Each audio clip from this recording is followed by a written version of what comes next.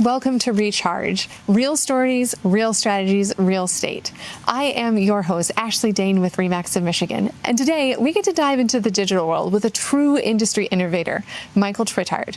Michael is nationally recognized tech trainer and innovator and consultant who helps real estate professionals harness the digital space and these tools to grow their businesses. From positioning agents as community experts by strategically leveraging exposure on Google and AI platforms, Michael is opening doors in the digital space. So Michael, thank you so much for joining us today. I was very happy to cross your path at the NAR NXT conference in Houston.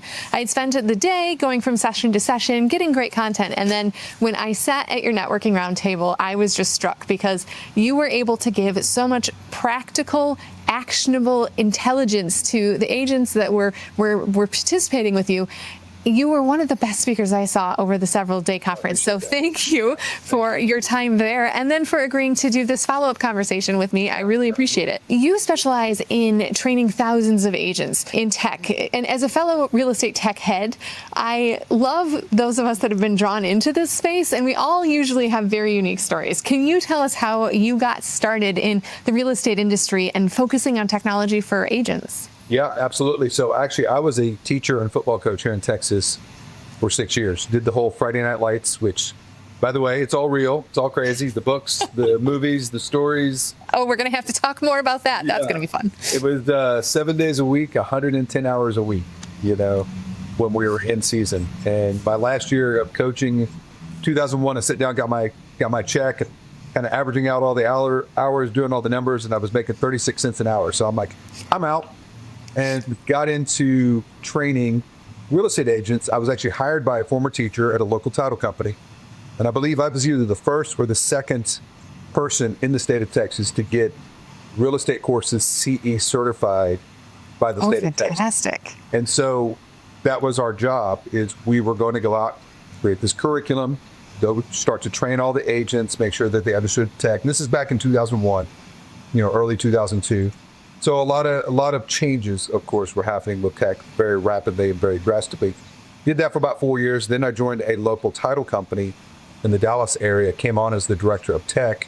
And then from that point, just basically started to grow my training business, not just throughout Texas, but all over North America.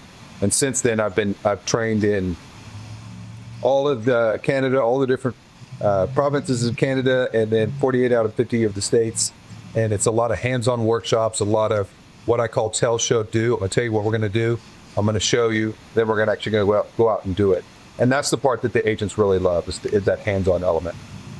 It takes a gift to be able to have a concept, teach an agent, and then the real trick is to teach them at a level that they're able to actually go out and implement it. What sparked the passion for you to, conquer that learning curve with real estate practitioners? I mean, quite honestly, I've always been an educator, I've always been a teacher, and it's the same concept. And I kind of joke with the real estate agents, teaching you guys tech is just like teaching 8th graders history. There's a little bit of a challenge, right? There's a little bit of a fear of it, oh my gosh, I'm not ready for this. This is going to overwhelm me. I try to teach to the middle. And so what I do is when we get into the hands-on workshops, that allows the people who are very techie to get it, to understand it, to go at their own pace, and they can start flying. Those that need a little bit of a handhold moment, then I'm going to help them in the workshop. But at the same time, everybody's going to start to see some success. So the Tuesday after I met you, just this week, I was doing a one-on-one session back here in the Dallas area with an agent that I had worked with previously. And she comes in and she's like, hey, I just want to say thank you. And I'm like, okay, all right, what's going on? Well, I did all the stuff you told me to do on Google. Within 48 hours of doing that, I got a call from somebody in California that I thought it was a spammy call because he was just like way too excited. And I thought, this is kind of weird sounding. But he said he's got to spend a couple $1 million because of tax purposes. So he ended up buying a multifamily complex in Dallas for a couple $1 million. I'm the agent that he chose, and he found me off of the Google stuff that we had done. She's like, Michael, yeah. this is right. Are you telling me that there are actual real buyers, that people will meet real estate agents from the internet? It's real? Yeah, it's kind of shocking, right? Yeah. It's But so I mean, good to hear. it's all, and you don't have to pay for it. That's another thing too, right? All you got to do is take the tools that are given to you by the various companies, in this case, Google, apply them, do it the right way, and the magic fairy dust starts to happen. It's kind of wild, kind of crazy. I am talking to the exact right person today. I love this. Now, in general, I know that your knowledge base, you cover such a broad breadth of digital strategies, from websites to social to SEO. Where do you recommend the agents start? You know, one of the sites I do give in, I'm going to give them a shout out, that I do give in all my classes, almost all of my classes, is socialmediaexaminer.com. And it is a great resource. I use a lot of their stuff. They have a free newsletter. And I joke that when you sign up for the free newsletter, you're going to get a newsletter every single day for the rest of your life. And everybody's like, oh, gross. I don't want that. I'm like, actually, you do, because they have great content.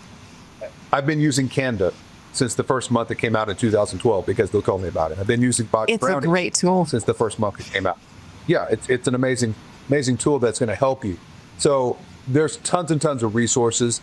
I've also tried to put a lot of those onto my website. I have people calling me all the time going, hey, we're teaching off your AI page on your website. We're teaching off your Google page today in our office. I'm like, great. That's what I want you to do. That's amazing. But okay, so start there. That's great.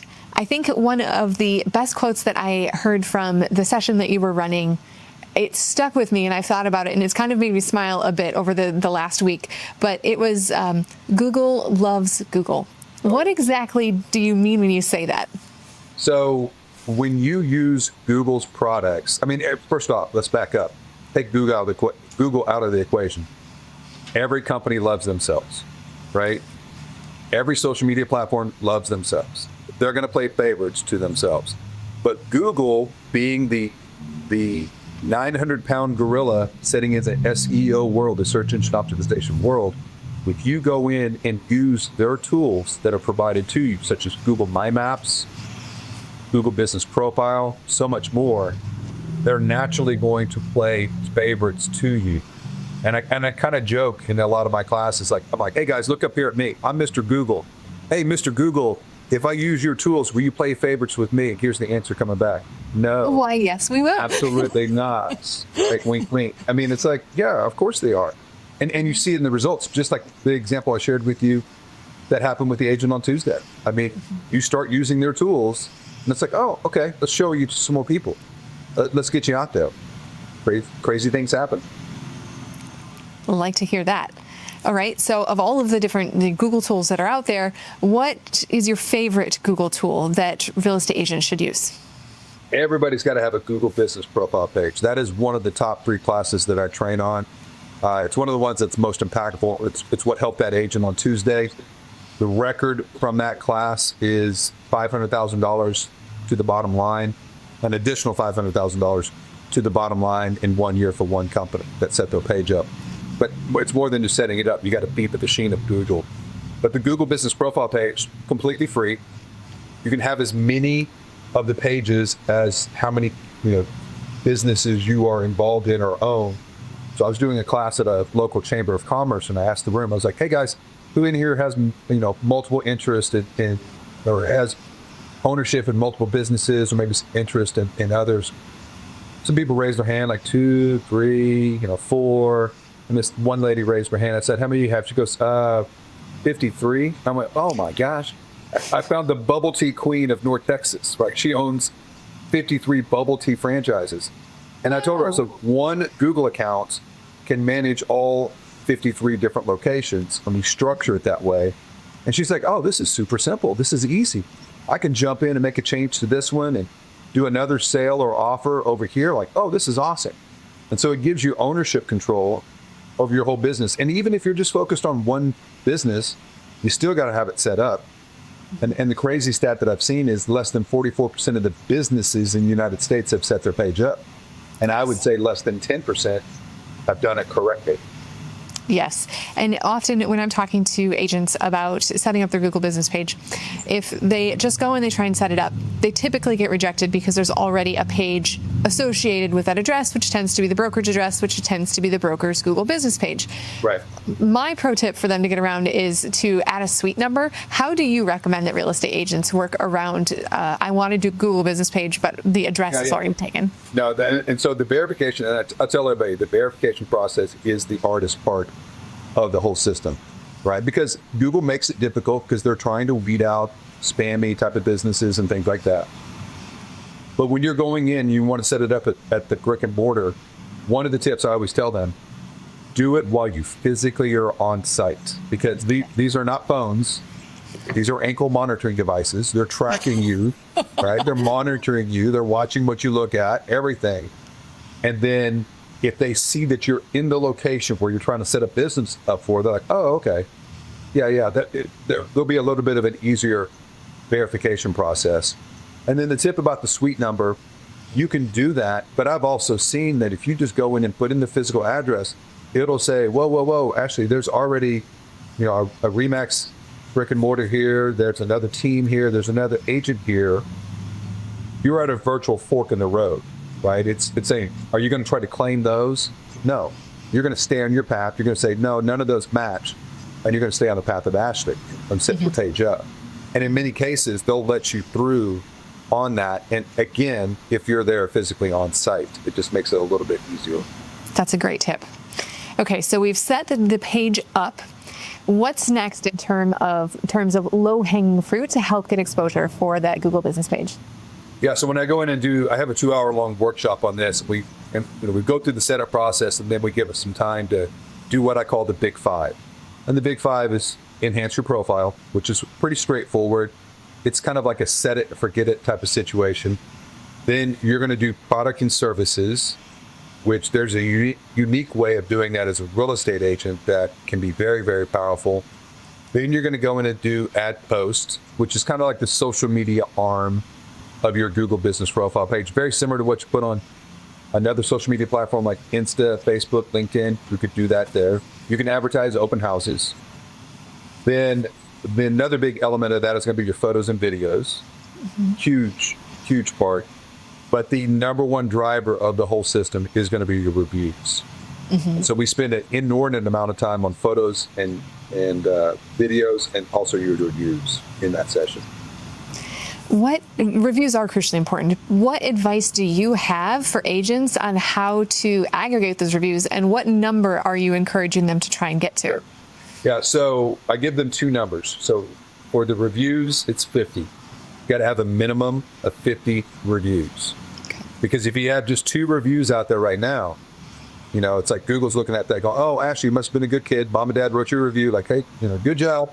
That doesn't really do much for you. Plus, if somebody comes along or a bot comes along and hits you with a 1-star and you've only got 3 or 4 reviews to begin with, well, your whole system's tanked. Yeah. And so 50 is an algorithmic switch in the system. Like once you get above 50, and don't stop at 50, like the next goal is 500, the next goal is 5,000. We just want to keep feeding the system.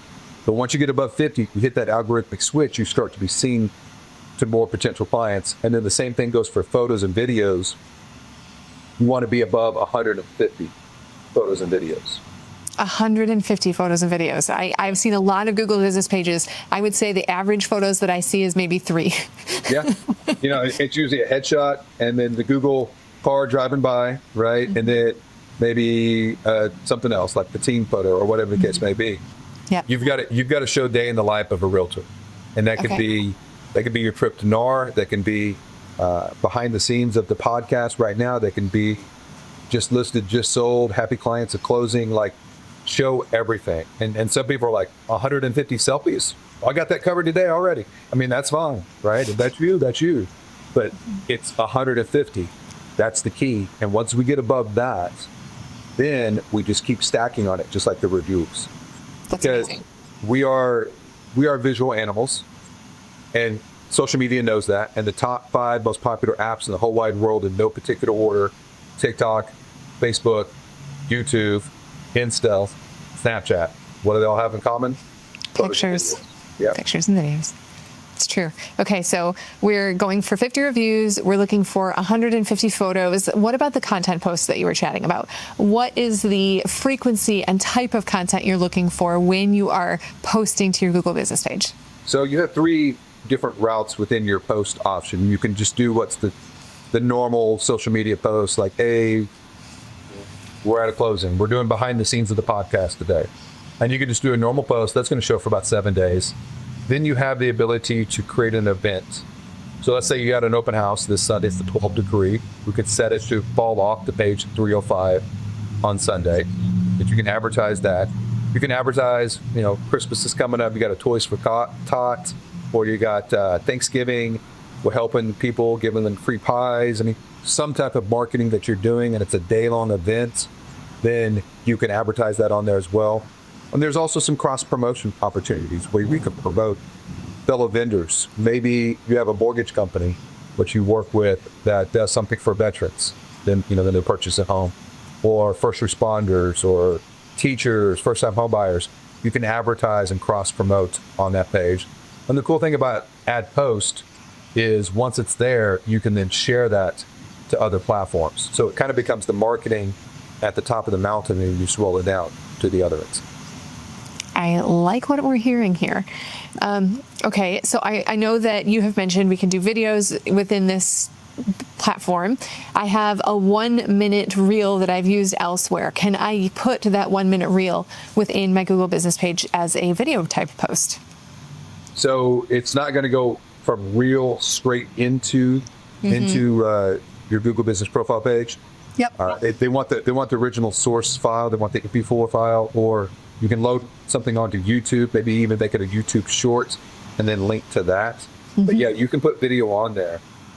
Is there a max on the length of time those videos would be?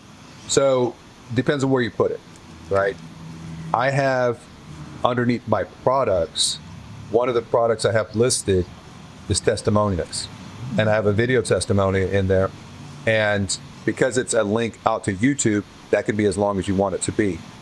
But if you're actually going to load a video up into photos, I tell everybody maximum amount of time was about 20 seconds. It's really more about the size of the file versus the length.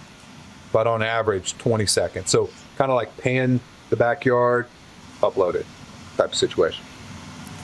That's, I think, very useful because I hate it when agents get very excited and they try and do something and it doesn't quite work the way that they want them to. So it's like set the expectation out of the gate, and then they know that they've got that max. They can stay within those parameters, and I'll be very happy about it. So. Yeah. All right, traveling over to Google My Maps, you already kind of queued this up for us and chatted about it, but can you tell us more? What is the concept of a Google My Map? So a Google My Map is your map. It's my map. People get messed up because they go straight out to Google Maps and try to create one. It's like, no, you don't do that. You go to Google My Maps, just Google search that. Years ago, I was teaching in Austin, and they had like 150 people in the room, and My Maps had been out just for maybe 6 months. And I asked the group, I was like, hey, is there anybody in the room that's using a My Map yet for real estate? And this lady raised her hand, Julie Nelson, still remember Julie. And she's like, yeah, I have. I've created a map for real estate. I'm like, great, what'd you create? Let me pull it up. She goes, type in Austin taco maps. And I'm like, wait, what? I said real estate. She goes, yeah, I know. We pull it up. It's a map of all the taco joints in Austin. And the reason why she created it, she was trying to show homes in the Barton Springs area, and multiple buyers were telling her, love the house, love the view, love the price, love the community, love everything. We can't buy here. And they're like, she's like, you just told me you loved everything. Yeah, I know, but we can't walk to Torchy's Tacos. And if we can't walk to Torchy's, it's a deal breaker. Like, I love Austin. That's Austin being weird, right? Keeping it weird. But they got great tacos, right? And what it is, it's a lifestyle map. And some of the biggest and most popular maps agents have done are lifestyle maps, because people want to see where are the taco joints, where are the hike and bike trails, where's this, where's that. I have one that we use on our short-term rental property down in Florida. Gratuitous plug right here. We have a website called FL Beach Bliss. google.com that takes you out to our rental property in Panama City Beach. But people want to know where it's at on the beach and what's the amenities around it. And on that website, we've got a map embedded to what people can get in, kind of walk around the map, see where the restaurants are, see where the beaches are, see where all the amenities are that you're going to want to have when you're on vacation at the beach. And it's a huge hit. We can see the numbers. We can see how many people are clicking on it. People love maps. Now, Google loves maps because it's a Google My Map. And for it to get ranked, it does have to be on a WordPress website. That is one change that has happened in the last 4 or 5 years. The sites themselves, the maps used to rank just on their own, but you now have to embed that into a WordPress website, a site that can get ranked by Google. But once you do that, that just gives it like SEO nitrous juice to that page, because once Google finds it, they never let go of it. Yes. I was going to say too, we didn't create this page, but if you go out and Google search Boston Freedom Trail Map, the first website that comes up is a WordPress site. It's okay. I mean, it's not bad. It's not like the best you've ever seen. But why is it number one? Because they embedded a Google My Map into the homepage, and Google's all about Google. Yes. One of my favorite sayings, and I know it in my soul, real estate agents have millions of dollars worth of content trapped inside their brains. Oh, yeah. All of their clients ask them so many questions about the real estate process or the area that they live in. And our agents are experts and pros. They live in the community. They know the nooks and the crannies and things they should know. So I think of all the different ways an agent could use something like that, where pull the knowledge out of your mind and share it with consumers in a Google My Map, get it in your website, and now you have local content that nobody else has. This is how you get exposure. So I love that plug for that tool. Yep. All right, so moving over to YouTube, right? So another one of our Google products here. What is the strategy with YouTube for real estate agents? Sure. So YouTube is more of that long tail type of concept. You know, it's something that's going to last the test of time, whereas Reels can disappear, and just the short-term video images can disappear. YouTube is going to be that platform where you can go out and pretty much, like you just said, present your expertise. I think where agents mess up, I think where a lot of people mess up on YouTube, is you don't have one central theme to your page. That's the key. Like, if you want to get people to subscribe to your channel, you got to have one central theme to that. There's a very popular plumber down here in North Texas. He actually trains Fortune 500 companies on how to set up their YouTube channel and make it effective, because he's gone 7th level in his business.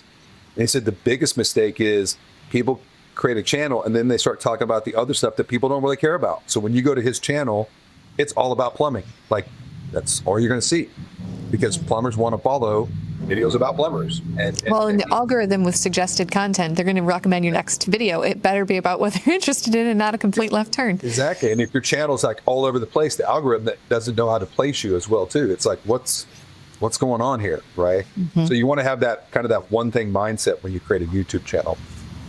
Okay. Now, content topics. What do you want agents to be creating content around? You know, the biggest thing that I've seen that have had success is, again, it's all about community. Whenever an agent talks about community, they're going to win. And I'll give another shout out here to Jessica Pardon. I know Jessica. She's up in Idaho Falls. Great agent. Hi, Jessica. Yeah. And known her for years. And she was in my class years ago. And we started talking about video. And as a teacher, you can kind of see when the light bulb goes off on some people. And the light bulb was going off with her. She was really locked in on video, asking good questions. Couple years later, she goes out and sets up what's called the Nosy Neighbors, but it's KNOWSY, that Nosy Neighbors. And they're in Idaho Falls. They started doing this in 2020. They go out and they interview business owners, the local people, the pizza place, the clothing store, the mechanics, the this, the that, the whatever. Free marketing for them, for those businesses, but also a great way to establish Jessica and her team as the core of the community. Since they started that in 2020, I think the last time I talked to her, she's like, yeah, we've closed over 200 transactions that can get tied back to the video. We get stopped in the grocery stores. They're like, oh my gosh, nosy neighbor, selfie. You know, it's like, it's insane. Mm-hmm. But it's very powerful at the same time, because she is the core, part of the core of her community. All right. What about property tours? That seems to be the classic go-to starting point for many agents. What is your opinion on home tours in YouTube? So it's a necessary, I'm going to say it this way, it's a necessary evil. Sellers want them. Most people are not going to sit back and watch a really, really long tour. You've seen some agents that start to riff off of that. Down in San Antonio, there's the agent who speed tours a property, like he runs through it. His business partner was in one of my classes, and we were talking about it, and he's like, you know, he fell on accident in one of his early videos. I'm like, yeah, I think I remember seeing that. And he goes, he checked the analytics. His viewership spiked by like 400% because he fell. Authenticity, right? Yeah, people want to see the train wrecks. They want to see the mistakes.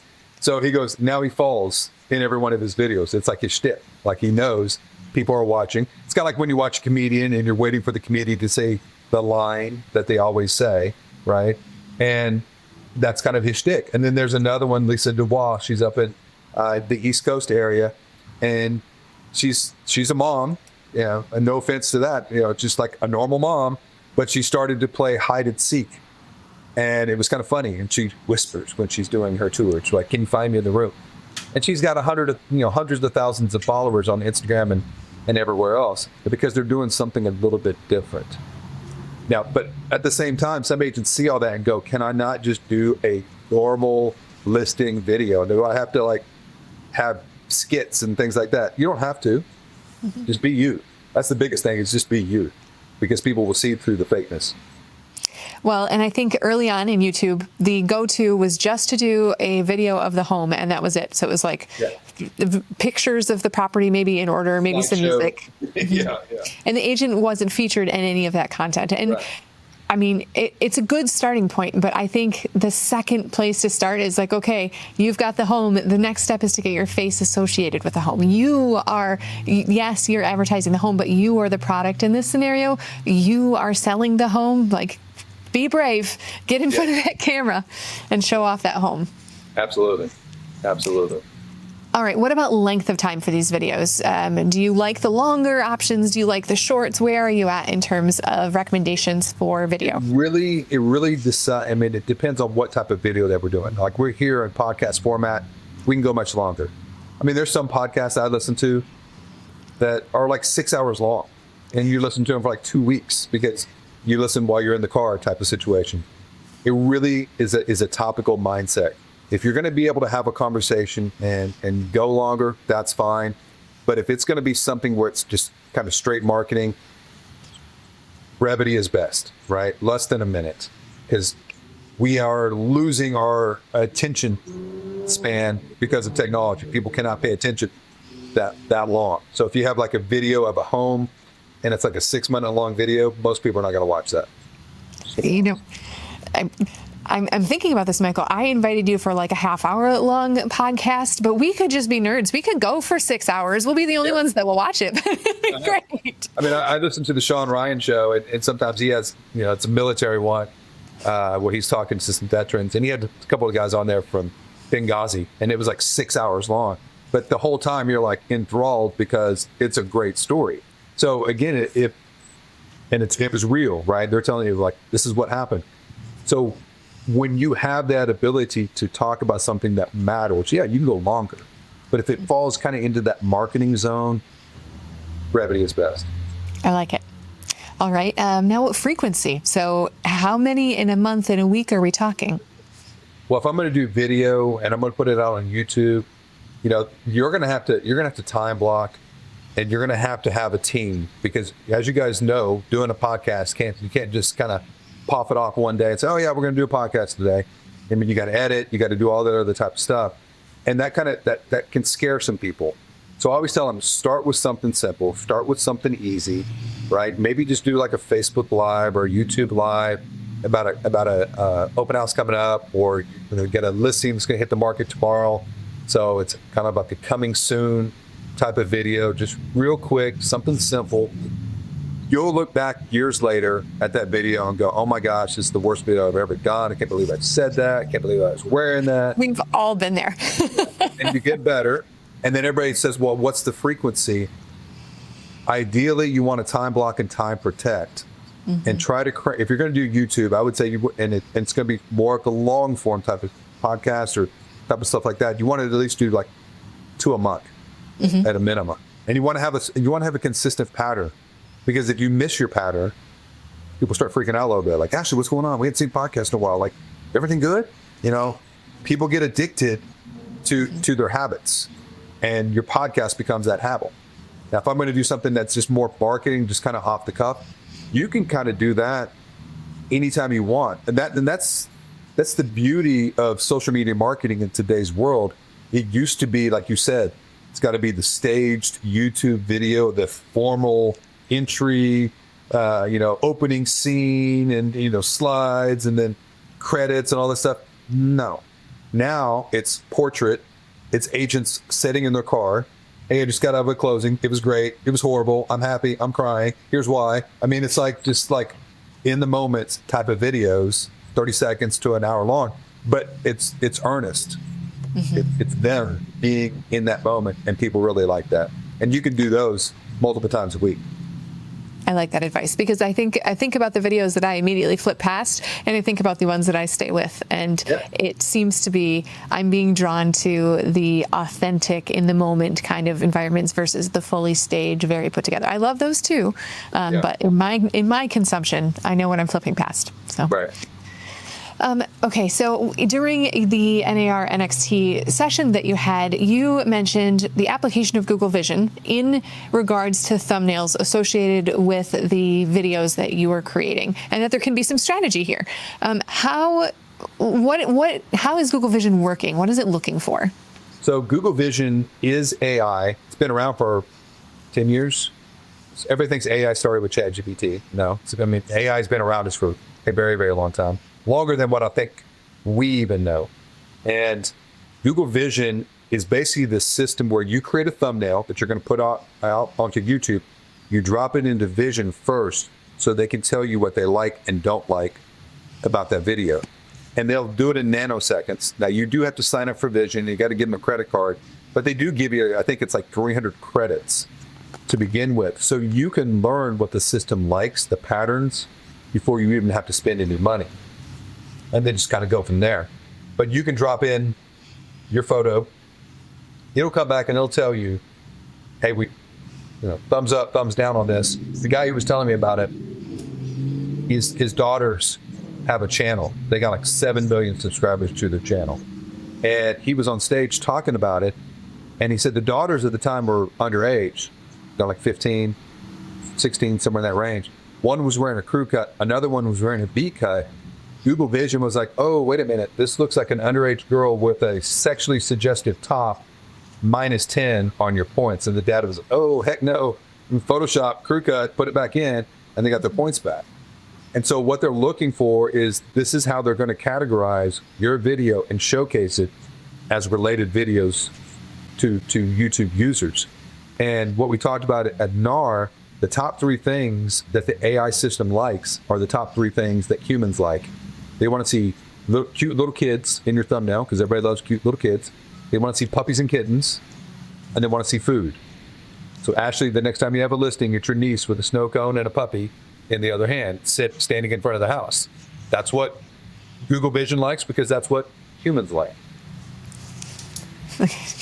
Google likes Google, so I guess if we follow the rules, we will get rewarded with exposure. But it's funny is, once you understand the puppies, kids, and food, and then you see thumbnails or you see entries of certain videos, you're like, oh, puppies, oh, kids, oh, food. I mean, like, you see it. You can tell the professionals from the non-professionals, right? Because they've got the perfect thumbnails. That's right. Okay, so what is your take on short-form video strategies like Google Vids? So it's pretty fun. It's new. It's 8-second long loops, and you can do some really fun entries into marketing. I was doing a Zoom session for an office in Boston yesterday, and I went out to Google Vids, and I said, create a video of Paul Revere riding through town telling everyone he's got a listing that's coming. And, like a minute later, here comes an 8-second loop of Paul Revere with the just listed sign running around saying he's got a listing coming. So you can do stuff like that and kind of tease upcoming listings or whatever the case may be, and just really kind of experiment. You start to see some really crazy things with AI. We're blurring reality with AI. It's going to get to a point where we can't tell the real world anymore. It's going to be kind of wild, right? And it's not just with video, but it's also with the photo elements that are out there as well. And I like that one, to play around with it. I think that it has a very low barrier to entry for agents. I mean, the product that you get on the other end, you've got to practice to get something that you really love, but it blows people's minds to sit in front of it for the first time and see what it can put together. Yeah, and the cool thing about Google Vids, from Google, of course, is they've gone out and taken a lot of the ideas that all these other AI companies have out there and put it into one spot. And see, that's one thing I hear in a lot of my classes, like, oh my gosh, there's so much AI. It's here, it's there, it's everywhere. And people go, can we just not all put it into one central spot? And it's like, yes, but if we put everything into one central spot, then we have this big monolithic, big tech company kind of running everything. Maybe that's not the best thing out there, right? Maybe it's good to have a little bit of diversity. Maybe it's good to have a little bit of competition. It kind of keeps everybody on equal footing and hopefully doing the right thing for the consumers. I couldn't agree more. All right, so many of us have long fought the battle of SEO, and you had introduced the concept of GEO, so generative engine optimization. Yes. How do you make this happen? So what is GEO and how do you make it happen? So SEO, search engine optimization, years ago when everybody got into real estate, it was like, oh my gosh, Ashley, you got to have a website, right? And then social media hits the scene. And it's like, oh my gosh, Ashley, you got to be on a Facebook business page. You got to have Instagram. You got to have TikTok. You got to have this. You got to have that. Those are still important. Don't get me wrong. But AI doesn't necessarily care as much about those. They are looking for factual data. So it's kind of funny that tech has kind of come full circle back to the websites. So AI systems, GEO, generative engine optimization, they want to see all the stuff out on the internet because they can search it in nanoseconds. They want to see your broker pages. They want to see your MLS pages, things that you probably haven't touched in years. You're like, oh my gosh, you need to go and freshen those up. They want to see a WordPress website from you that showcases your expertise. They want to see news articles written about you. They want to see a YouTube channel with your videos on there. Like, they want to see foundations of trust all throughout the internet. And if they start to see that and they say, find me the best agent in Detroit, Michigan, the list that comes up on ChatGPT, the list that comes up on Gemini or Perplexity or whatever, is all based off of a lot of those different sources. And you can ask the AI systems, where are you finding your sources? And they'll come back and tell you. Maybe Google Business Page is one of those. Even ChatGPT, which is the quote unquote competitor / enemy of Google, will say, yeah, we use the Google Business Profile pages as part of what we search for. So yeah, that's where you would go out and find that. So it's really, it takes us tech-wise full circle back to, yeah, I got to have a website. It's got to be WordPress. It's got to be something that can be found. Yeah. I feel like back in the early days of SEO, if you knew what you were doing, it was very easy to win that game. And I suspect that the same is true of GEO today, that right now it's probably easier to game the system and find out what sites they're looking at and make sure you have mentions. And it's easier to get that exposure today than it will be 10 years from now. So let's just all start early. Yeah, exactly. I mean, there's less fishing that's occurring in the pond right now, right? There's not a lot of poles in the water of GEO, but there's more gaining every day. But with that being said, my website design team that I run, my business partner, Jeff Kale, he actually runs the team. He's the former IT director at Petco. And he lived in California his whole life up until about 6 years ago, moved to Honolulu. But he kept everything set up in California. He's got like 35, 36 different phrases set up for you searching in the San Diego or Carlsbad area on Google. And he shows up in the first spot, organically, no paid ads, beating many of the major companies because he's got a WordPress website that's properly constructed. And as the former IT director of Petco, he knows what to do. And so we've got a lot of our agents doing the same thing that we built sites where we show them exactly how to structure this. And I think there's something to be said also for if you're interested in this as an agent, if you want to figure out how you can start ranking in some of these different AI tools, you can simply ask the platforms. You can ask them how to do it, what to look for. Like use AI to hack AI. Exactly. It's kind of funny because there's a website called GPT-0. That's an AI system that when you drop in text that has been written or created by AI, GPT-0 AI will tell you if it's AI, which platform it came from. So I can say it's kind of like the AI snitch. They'll say, oh yeah, no, that was created at ChatGPT. So yeah, use these tools that are out there. Amazing tools are getting created every single day to help streamline your business and make you much more effective in everything you do. Okay, there's many AI platforms that are out there. Do you recommend agents do ChatGPT? Do you recommend they try and tackle conquering Gemini? What would you say as guidance for agents trying to win an AI world? Kind of depends on what you're going for, right? And think of it as a Swiss Army tool. Like everyone can do something just a little bit different. But if I'm going to go and tackle the SEO world, I probably want to create content in conjunction with Gemini, because that's Google's product. They can read their syntax and go, oh, that's from Gemini. So start there if you're going to go the SEO route. I think everybody in the world probably uses ChatGPT because they were the first one out of the gate into the mainstream world. But real estate agents, you got to remember too, they created a partnership in the past couple of months with Zillow. So again, if somebody says, find me the best real estate agents in Detroit, Michigan, at the bottom of that screen, it's going to say, would you like to use Zillow to complete this query, to this question? So be mindful of that. Perplexity, really great platform. Deep dive research model. You're selling a home that's got some history to it. It's like a downtown home. It's over 100 years old, and you want to kind of understand the story of this property. You can use Perplexity to kind of go and do the research. And I always tell everybody, Perplexity is kind of like that thing we used to go to called libraries. Remember those? And they had the microfiche, right? The research before the internet days, right? Yeah, exactly. Kind of move all that. Look at the newspapers. That's Perplexity.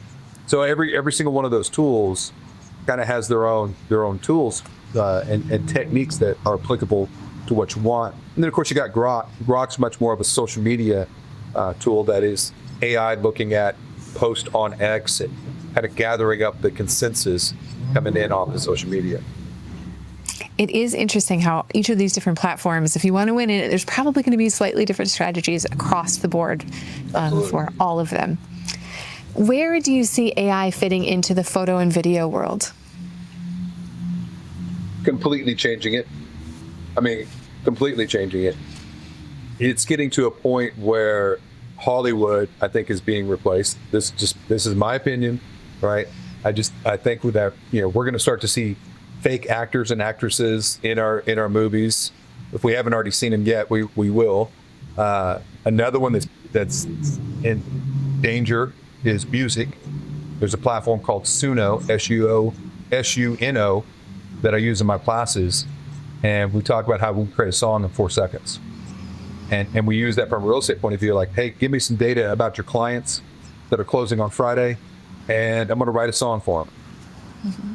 So, like yesterday, for instance, my wife, she's at work at a conference, and one of her friends is sitting next to her, and she goes, oh yeah, it's my son's 3rd birthday today. My wife's like, so give me some info about it. And sends it over to me, and I write the song in like 4 seconds for her 3-year-old son. She's like, this is crazy.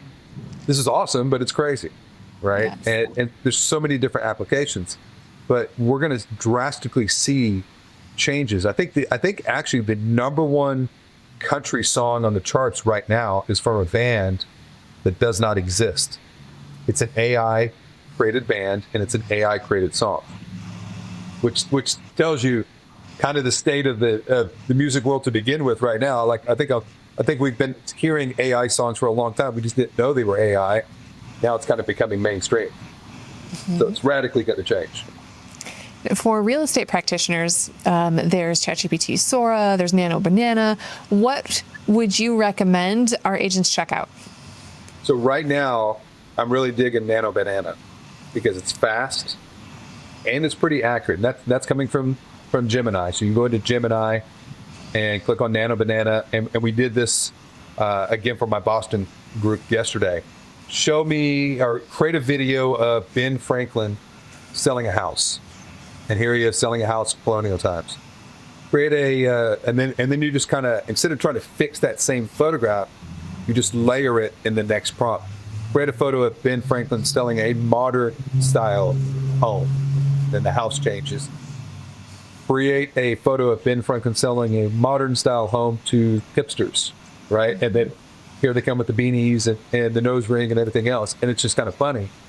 One example of just going in and kind of layering the prompts instead of going back in and trying to fix the original prompt, which can really mess up the image. And that's where AI systems start to hallucinate. But Nano Banana, very impressive. It's fast and it's pretty accurate with what you ask. I really love being able to just edit a single thing. You throw it in there, you take a picture, there's just one thing that needs to be modified. I have seen some interesting outcomes on different platforms, but Nano Banana seems to do quite well in that regard. It does. It does. All right. So, Michael, you now have a unique opportunity to give our real estate agents and brokers a homework assignment, right? Okay. We are looking for something that's small but impactful with using one of these AI tools that you've just talked about. What homework assignment would you encourage our agents to try out and do? From an AI point of view, if I wanted something just to be very impactful, but also kind of fun, Suno would be a great place to start because it doesn't feel like work. You're playing around. And like I said, you can write something for a client and their family, and you're going to turn them into a core advocate for sure. Like they're going to love you. But then you can also go in and use any of the systems. ChatGPT would probably be best for this. Now's the perfect time of the year to start doing your annual business plan. Like drop in your number, drop in your goals, drop in your aspirations of what you want to have in 2026, and say, from this, create a 1-3-5 plan, a 1 goal, 3 priority, 5 action step plan for me, who's going to do it and when. And it'll create all of that in a matter of seconds. It's quite amazing. And then you can fine tune it. And I always tell everybody, don't turn your human brain off. Don't just rely on AI, right? You fine tune what they give it group, that you can turn it into a plan that's pretty amazing. Yes, there's so many interesting business applications. So thank you for that. And I hope all of you listening will take him at his word. I want you to try both of those items and then report back and let me know how it went and what your end results were. All right, let's see. What haven't we covered? LinkedIn. Okay, so for LinkedIn, you suggested posting a couple of times a week. What type of content works best for real estate agents on that platform?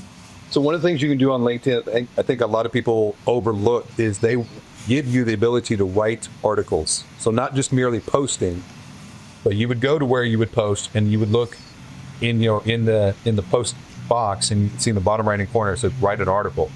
So you can take a blog post that you created for your website and repurpose that and put it into LinkedIn, or even a blog. Drop a podcast in there. Here's what I like about it. Here's what I don't like about it. I mean, whatever it is, but post. It's original content. So just like how Google loves Google, LinkedIn loves LinkedIn, right? Any type of original content, they're going to look at that and go, Ashley, we're going to show this to more people. We're going to show it longer. So good job. Thanks for being an author on the LinkedIn platform, and keep feeding us, keep giving us more. And that's another thing too is, you talk about the reels and talk about the videos. You can drop those in on a LinkedIn article. So you can go in and repurpose a lot of your information very easily. You don't have to feel like it's doing something new. I don't have to create something new. I just take what I already have and just showcase it a little bit differently. And I love the LinkedIn audience. They're employed. Usually are able to buy homes. Yeah, and I tell everybody in my classes, the price point on LinkedIn is 10 times higher than Facebook. So no offense to Facebook users. That's soccer moms and beer and barbecue on a Saturday. LinkedIn is wingtip and double-breasted suits and power suits on a Monday, right? It's a different mindset. And they have the money and the decision-making capabilities to pull the trigger. And with fewer people creating content for LinkedIn, you get a lot more exposure amongst those group of people that you're connected with.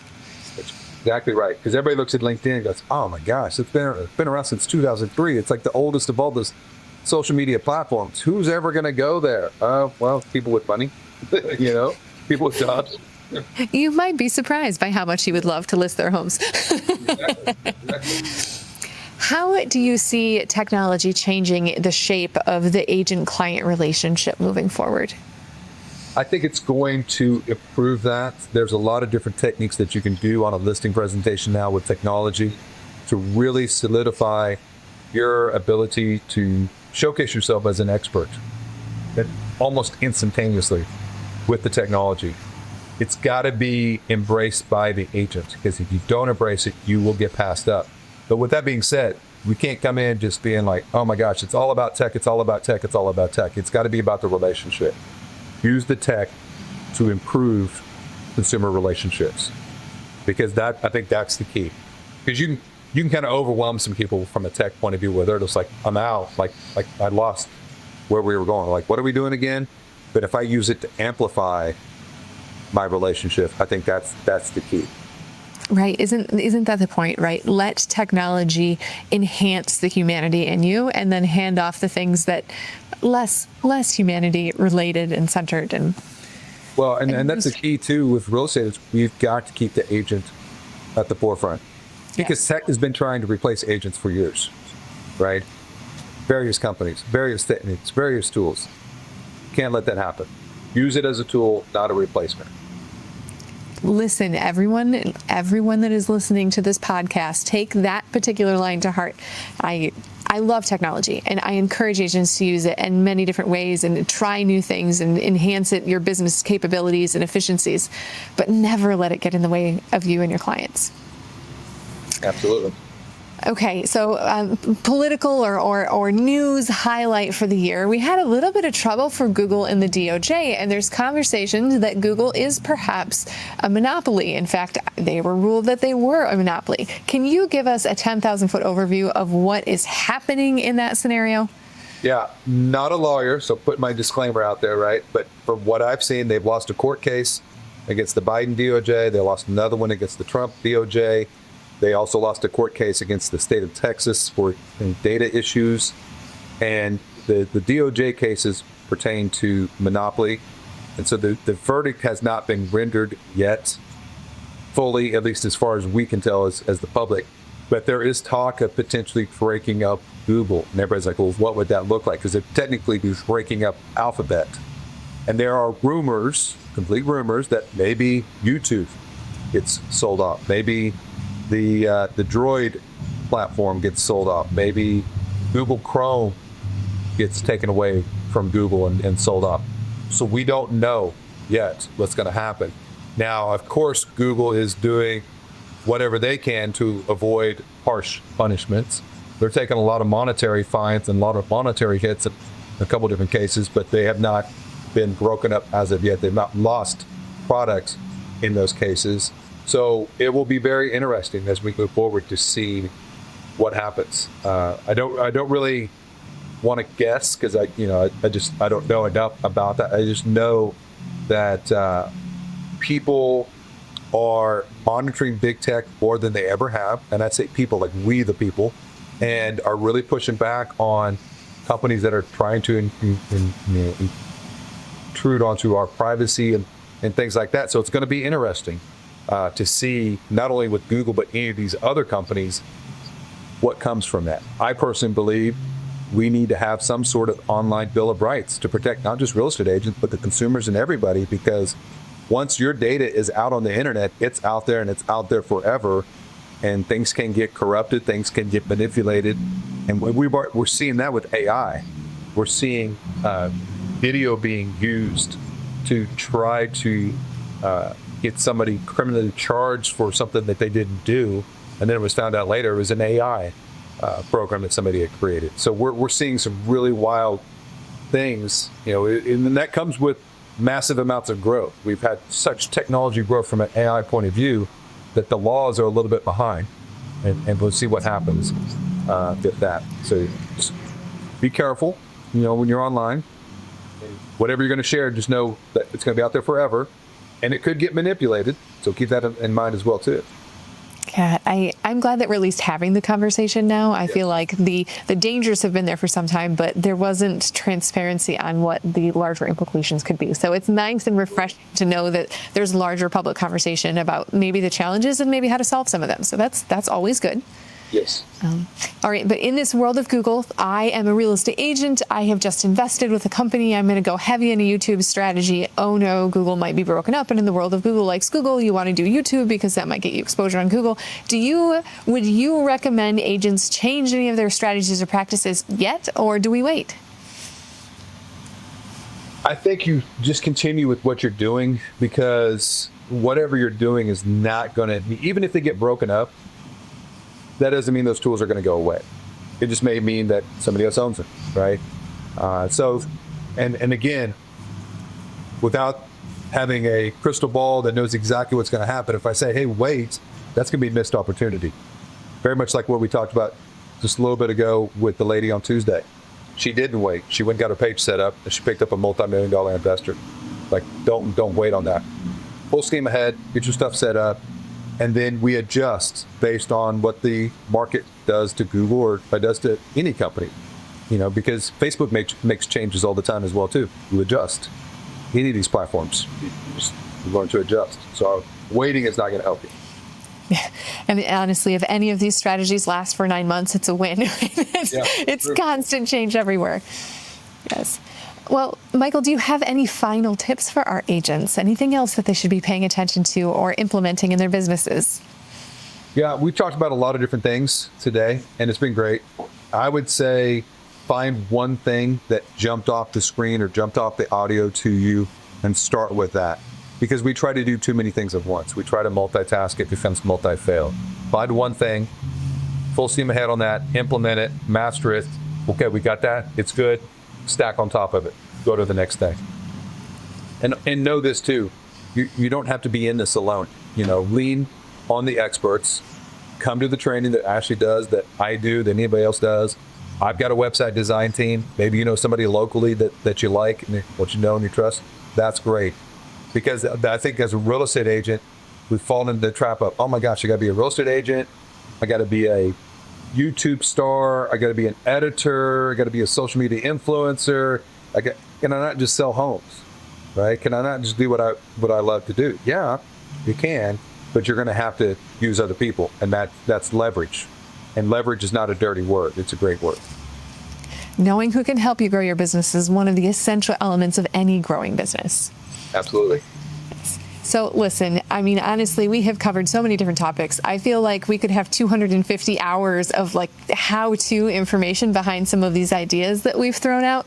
If we have any of our listeners that would love to learn more, to get that actual hands-on, okay, here's a theory, but how do I actually implement it and put it into practice? Michael, can you help them with that? How can they learn more about the services you offer? Sure. Everything that I do from a training point of view, from a website design point of view, you'll find that on my website, which is michaeltritthart.com, TRITTHART.com. And when you go there, there's classes that I already have scheduled.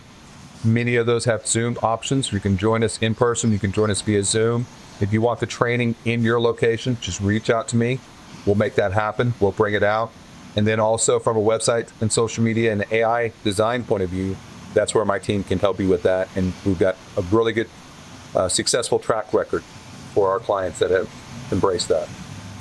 The digital world can feel overwhelming, I think, to real estate agents. So to know that there are knowledgeable resources that are out there to help you, to allow you to spend your time working with your clients face to face, but then behind you have a digital team that's helping generate business from those that know, like, and trust you already is very, very useful. And then, hey, if you pick up some additional clients from people you'd never met before, even better. Yep. Well, that is a wrap for today's episode of Recharge. So a huge thank you to Michael Tritthart for joining us and sharing these powerful insights on digital strategies specifically for the real estate industry. If you loved this conversation and want to hear more, please be sure to subscribe to this channel and share this episode with your colleagues. If you want more tips and tricks from Michael, please don't hesitate to check out his resources at michaeltritthart.com and follow us for upcoming episodes packed with new insights, strategies, and tips for you to grow your business. So stay innovative out there, keep recharging your real estate game, and we will see you next time.